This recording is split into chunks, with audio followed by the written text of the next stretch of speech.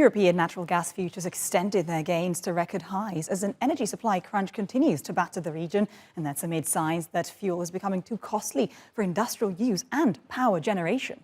Prices are about 11 times higher than they usually are for this time of the year, and costs are spiraling for households and businesses at their fastest pace in decades. The conflict in Ukraine and European sanctions on Russia are adding to concerns over the security of gas supplies. But the crisis is also fanned by higher demand amid an economic recovery from the pandemic and a hot and dry summer in Europe that has increased the need for cooling.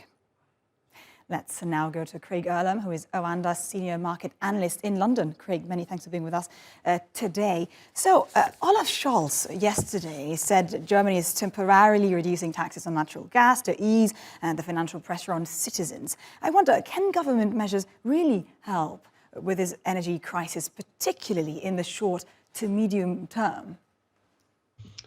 They can help to ease the crisis. They certainly can't solve it. And that's all they can really do. And that's what they're trying to do with this VAT cut.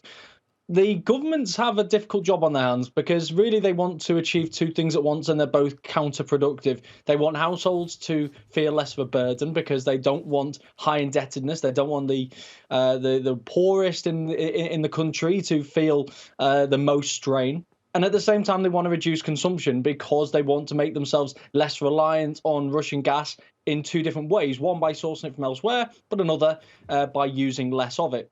But unfortunately, by subsidising households across the country, you're removing some of the incentive to use less. So trying to find that right balance between easing the burden and using less gas is the difficult job that governments are finding, and that's why we're seeing different measures being implemented from one country to the next. But I think it's quite clear right now that given the price of gas, some help is of course needed, particularly for those worst off. Right. It's not just households, right? Because looking at the industrial sectors, we're seeing problems already, companies having to shut down. Which are the most effective sectors, do you think, and what further disruptions can we expect in the industrial sector? Yeah, industry and manufacturing are quite clearly very much front and center on this. These are the most energy intensive industries, and therefore these are the ones that are going to have the most focus. It's also the ones that when we do come to the latter part of the winter, if we do have an unseasonably cold winter, these are the sectors which are likely to feel the burden. The last thing that governments are going to want to do is to enforce blackouts or periods without electricity on households. Industry is ultimately going to be at the forefront of that. And that's why there's going to be so much focus now on the weather for the next 3 or 4 months. There was a lot of focus on it last year, and last year we had a relatively warm winter, and that meant that we didn't really feel the pressure quite as much.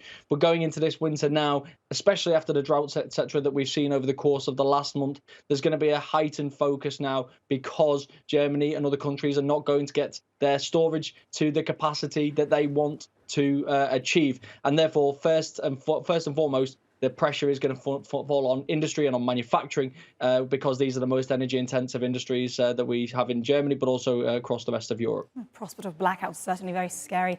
Craig Erlam, many thanks for your update. Thank you.